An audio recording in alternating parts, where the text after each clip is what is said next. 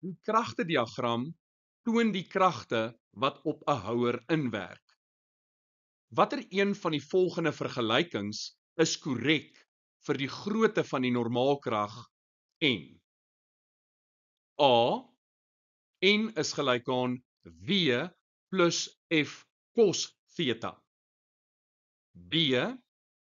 N is gelyk aan W plus F sin theta. C. N is gelyk aan W minus F cos theta. Of D. N is gelyk aan W minus F sin theta. Die korrekte antwoord D. N is gelyk aan W minus F sin theta. Die normaalkrag is die opwaartse krag wat die oppervlak op die voorwerp uitoefen.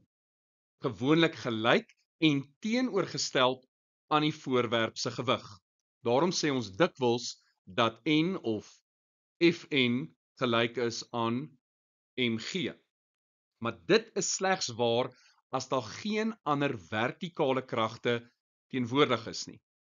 In hierdie geval is daar 'n skuinskrag F wat opwaarts en na regs werk.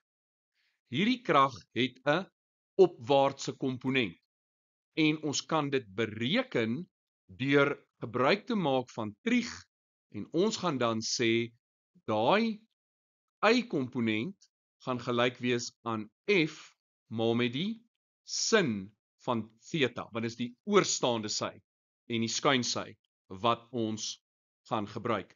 En daardie opwaartse komponent gaan help om die voorwerp as dit ware op te lig.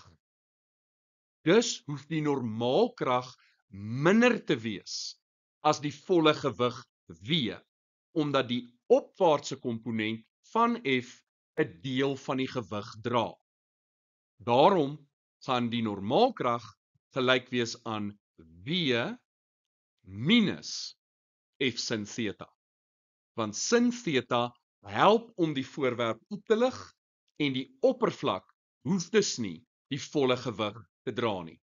Onthou, wanneer 'n krag skuins opwaarts werk, verminder dit die normaalkrag. As dit skuins afwaarts gewerk het, dan sou die normaalkrag verhoog het.